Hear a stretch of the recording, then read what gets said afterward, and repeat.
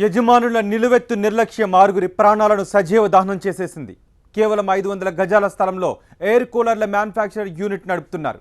ఎటువంటి fire safety నిబంధనలు పాటించడం లేదు. ఓ భవనం నిర్మించేందుకు పర్మిషన్ తీసుకునే ఏకంగా మ్యానుఫ్యాక్చరింగ్ యూనిట్ నిబంధనలకు విరుద్ధంగా నిర్వహిస్తున్నారు. దీంతో ఈ తెల్లవారుజామున AV1 ఇండస్ట్రీలో ఒక్కసారిగా అగ్ని ప్రమాదం జరిగింది. ఆరుగురు కార్మికులు మంటల్లో కాలి బూడిదైపోయారు. ఈ ఘటన తర్వాత అధికారులు ఉలిక్కిపడ్డారు.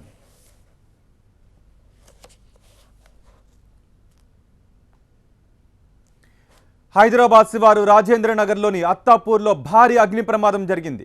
ఎయిర్ కూలర్ తయారీ పరిశ్రమలో చెలరేగిన మంటలు ఆరుగురి ప్రాణాలను బలి తీసుకున్నాయి. AV1 ఇండస్ట్రీలో తెల్లవారుజామున ఒక్కసారిగా మంటలు ఎగిసిపడ్డాయి. క్షణాల్లో అవి పరిశ్రమ మొత్తాన్ని వ్యాపించాయి. ఈ ప్రమాదంలో ఆరుగురు కార్మికుల మృతదేహాలను వెలికితీశారు.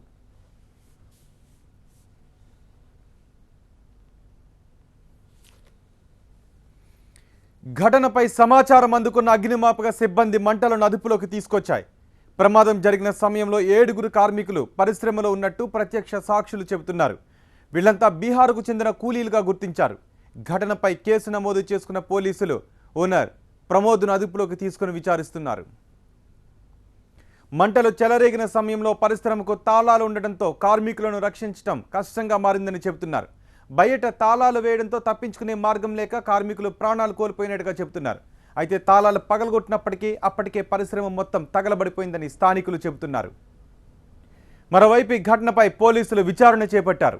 ప్రమోద్ను అదుపులోకి తీసుకుని ప్రశ్నిస్తున్నారు. అయితే షార్ట్ సర్క్యూట్ వల్లే ప్రమాదం జరిగి ఉండొచ్చని యజమాని చెబుతూ ఉండటంపై పోలీసులు అనుమానం వ్యక్తం చేస్తున్నారు. దర్యాప్తు జరిపి ప్రమాదానికి గల కారణాలు వెల్లడిస్తామని తెలిపారు.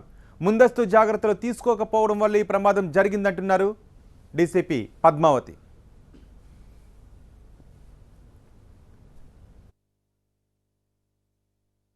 ఈ లోపలనే చాలా మంటలు అధికమైపోయి బాగా వ్యాపించడం వల్ల లోపలున్న సామాన్తో పాటు మనుషులు కూడా చనిపోవడం జరిగింది. ఇప్పటి వరకు ఒక 6 డెడ్ బాడీస్ మేము వెలికి తీయగలిగాము. ఇవన్నీ కూడా పోస్ట్మార్టం అండ్ ఇంక్వెస్ట్ గురించి హాస్పిటల్కి షిఫ్ట్ చేశాము.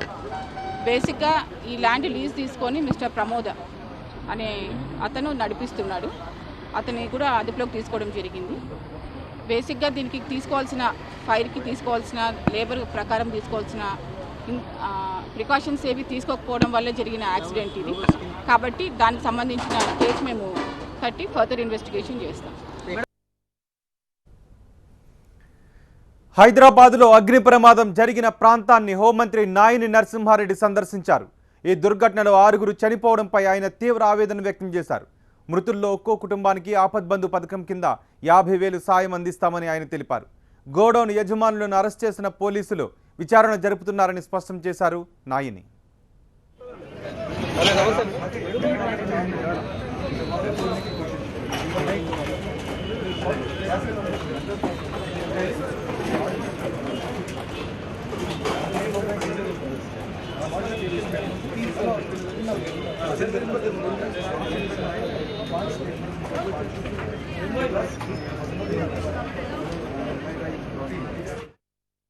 ఇది చాలా దారుణము.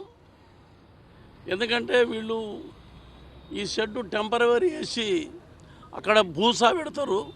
అవన్నీ పెట్టడం వల్ల తొందరగానే అంటుకున్నది. ఛాయ్ చేసేటప్పుడు ఛాయ్ కడుతుంటే ఆ స్టవ్ మంటలు దానికి భూసకు అంటుకొని చేసినాయి. ఈ మంటలు లోపల పోయే వరకల్లా గ్యాస్ సిలిండర్ పేలింది. గ్యాస్ సిలిండర్ వేరే వరకల్లా ఈ మొత్తం స్ట్రక్చర్ అంతా పడిపోయింది. రేకుల స్ట్రక్చర్ ఇది. ఇదేమి బిల్డింగ్ గోడతోటి కట్టింది కాదు. కాబట్టి టెంపరీ స్ట్రక్చర్ ఇది. ఈ టెంపరీ స్ట్రక్చరు కూలిపోయింది. 6గురు దుర్మరణం అయినారు. చాలా శోచనీయమైనటువంటి విషయం, చాలా బాధాకరమైన విషయం. పాపం ఎక్కడో ఛత్తీస్గఢ్ నుంచి వచ్చి, ఒరిస్సా ఛత్తీస్గఢ్ నుంచి వచ్చి ఇక్కడ బతకడానికి వచ్చిన పాపం వాళ్ళకి ఈ యొక్క శాపం తగిలి ఈనాడు వాళ్ళు మరణించడం జరిగింది. చాలా దుర్మార్గం. మరి దీన్ని మేనేజ్మెంట్ అయితే బాధ్యత తీసుకోవాలా. మేనేజ్మెంట్ను కస్టడీ తీసుకున్నారు, ఓనర్ను. ఆ ఎంక్వైరీ అంతా చేస్తున్నారు పోలీస్ డిపార్ట్మెంటు. తర్వాత కలెక్టరు మరి ఆపద్బంధు నుంచి 50,000 ఒక్కొక్కరికి ఇచ్చేదానికి అనౌన్స్ చేశాడు. 25,000 ఫ్యూనరల్ ఖర్చు మన మున్సిపల్ కార్పొరేషన్ ఇచ్చింది. ఇక ఓనర్ తోటి కూడా కొన్ని మాట్లాడిపిస్తాం. మా గవర్నమెంట్ కూడా కొన్ని ఇస్తాం, మేము కూడా మాట్లాడతాం. ఈ ఘటనపై జిహెచ్ఎంసీ కమిషనర్ జనార్దన్ రెడ్డి స్పందించారు. మృతుల కుటుంబాలకు ఎక్స్గ్రేషియా ప్రకటించారు. మృతుల కుటుంబాలకు ఒక్కొక్కరికి 5 లక్షలు, మృతదేహాలను స్వస్థలాలకు పంపించేందుకు 25,000 రూపాయలు ఇవ్వనున్నట్లుగా తెలిపారు. అంతేకాదు పరిశ్రమ ఓనర్ ప్రదీప్పై క్రిమినల్ కేసులు నమోదు చేస్తామని తెలిపారు.